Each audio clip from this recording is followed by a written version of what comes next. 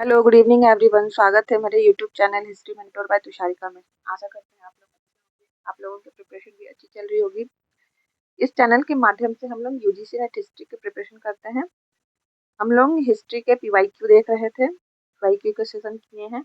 हम लोगों ने दिसंबर 2025 और दिसंबर 2026 के पीवाईक्यू कर लिए हैं। जो मेरे इस चैनल पे नए हैं वो मेरे पिछले वीडियो में जाके देख सकते हैं। हम लोग अभी जून 2026 के क्वेश्चन देख रहे हैं, तो चलिए स्टार्ट करते हैं। निम्नलिखित को कालक्रम अनुसार व्यवस्थित करें। पहला है शेख नसरुद्दीन मोहम्मद, बी है शेख फरीदुद्दीन गंज सकर, सी है कुतुबुद्दीन बख्तियार काकी, डी है अमीर खुसरो, ई है गेसुदराज। तो सबसे पहले देखते हैं शेख नसरुद्दीन मोहम्मद के बारे में, जो 14वीं शताब्दी के एक प्रसिद्ध सूफी संत और रहस्यवादी कवि थे। चिश्ती सिलसिले के अंतिम महान संत माना जाता है इन्हें। इनका कालक्रम था 1274 से 1356 ईस्वी तक।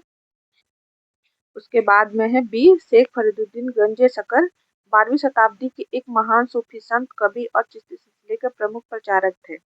इनका समय होता है 1188 से 1266 तक। उसके बाद है कुतुबुद्दीन बख्तियार काकी, जो 1173 से 1235 ईस्वी तक दिल्ली के एक महान सूफी संत और रहस्यवादी कवि थे। ख्वाजा मोइनुद्दीन चिश्ती के प्रमुख संत थे। उसके बाद है अमीर खुसरो, 13वीं शताब्दी के प्रमुख कवि, शायर, गायक और संगीतकार थे। इनका कालक्रम है 1253 से 1325 ईस्वी तक। उसके बाद है ई गेसुदराज। गेसुदराज का वास्तविक नाम है सैयद मोहम्मद हुसैनी था। ये भी चिश्ती संप्रदाय से जुड़े थे। तो इनका कालक्रम है 1321 से 1422 तक। तो इस तरह से इस क्वेश्चन का आंसर हो जाएगा, देखिए सबसे पहले हो जाएगा सी है कुतुबुद्दीन बख्तियार काकी, 1173 से 1235 ईस्वी तक।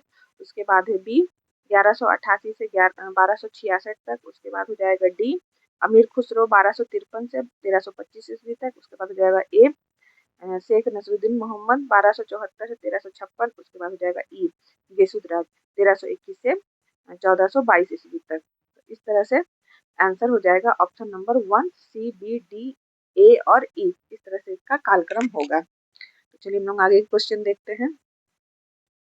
आगे है देखिए, सूची 1 के साथ सूची 2 का मिलान कीजिए। तो सूची 1 में है पत्र और अखबार का नाम है, और सूची 2 में उसके संस्थापक या संपादक के नाम है। तो सूची 1 में है, ए में है वंदे मातरम, उसके बाद बी में है इंडियन सोशियोलॉजिस्ट, सी में है फ्री हिंदुस्तान और डी में है गदर। और सूची 2 में है अरविंद घोष, हरदयाल, श्यामजी कृष्ण वर्मा और तारकनाथ दास।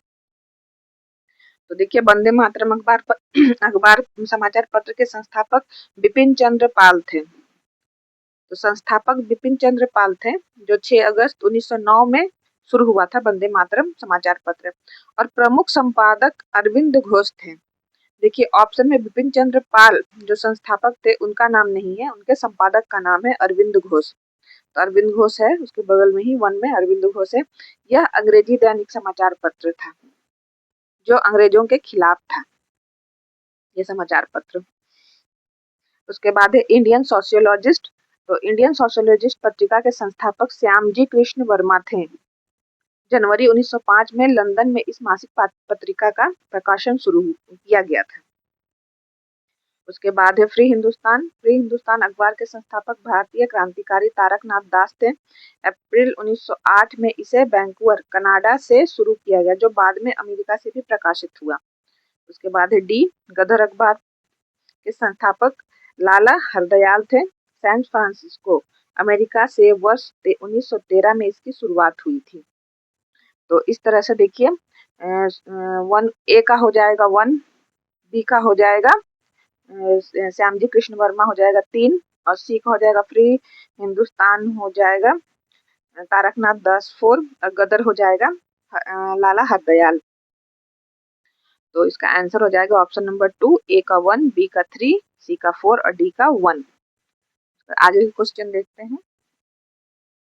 आगे के क्वेश्चन में है, ये भी सूची 1 के साथ सूची 2 का मिलान करें। सूची 1 में लेखक का नाम है और सूची 2 में उसके साहित्य का नाम। तो लेखकों के नाम में है, ए में है कुतुबन, बी में है बनारसी दास, सी में है हेमचंद, डी में है डंडिन। और साहित्य में है, पहला है अर्ध कथानक, दूसरा में है कुमारपाल चरित रचित। उसके बाद है 10 कुमार चरित और चौथा है मृगावती।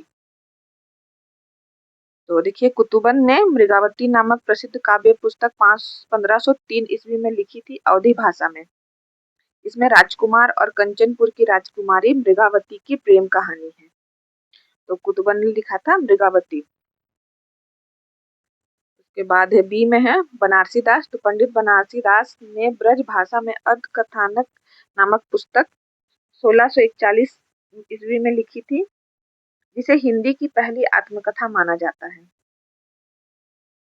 अर्ध कथानक को हिंदी की पहली आत्मकथा माना जाता है, जिसको बनारसी दास ने लिखा था।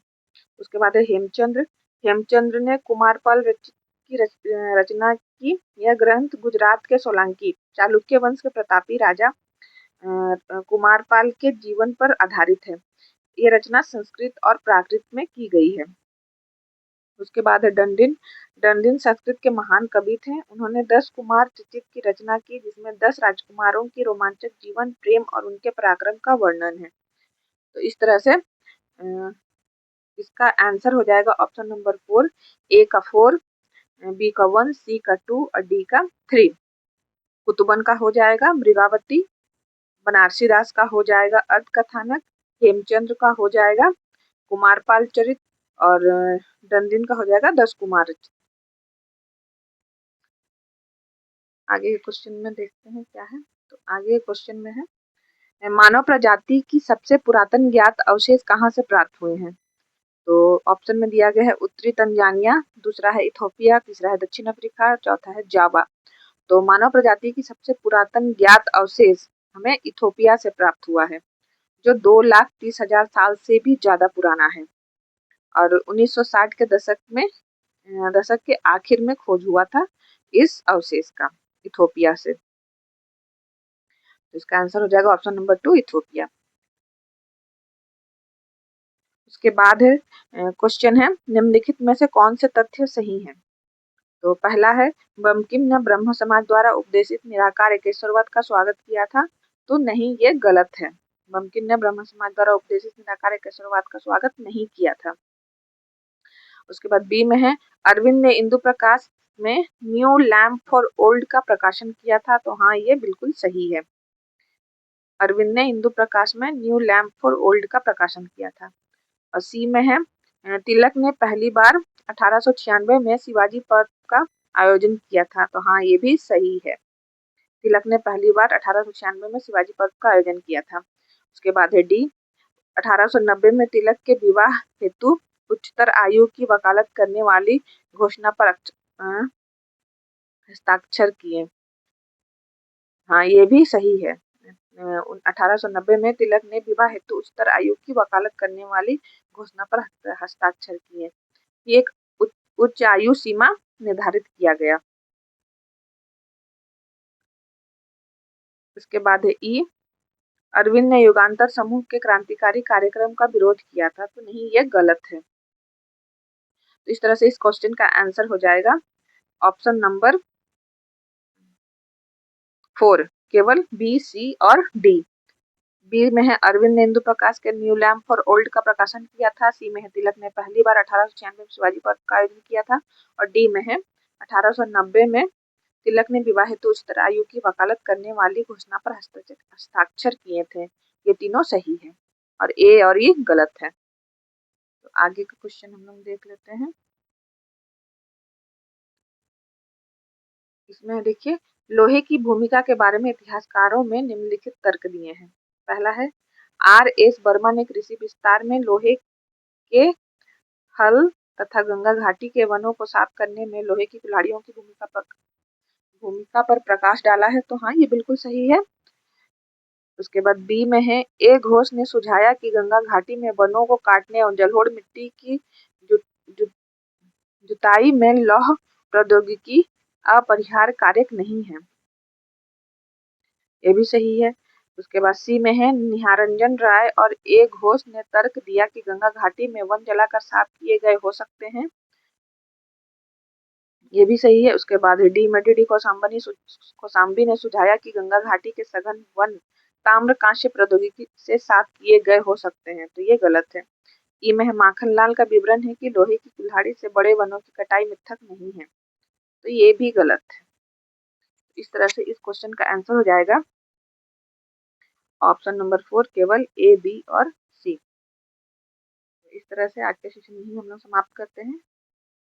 मेरा सेशन कैसा लगा कमेंट जरूर कीजिएगा, लाइक शेयर और सब्सक्राइब जरूर कर लीजिएगा। Thank you.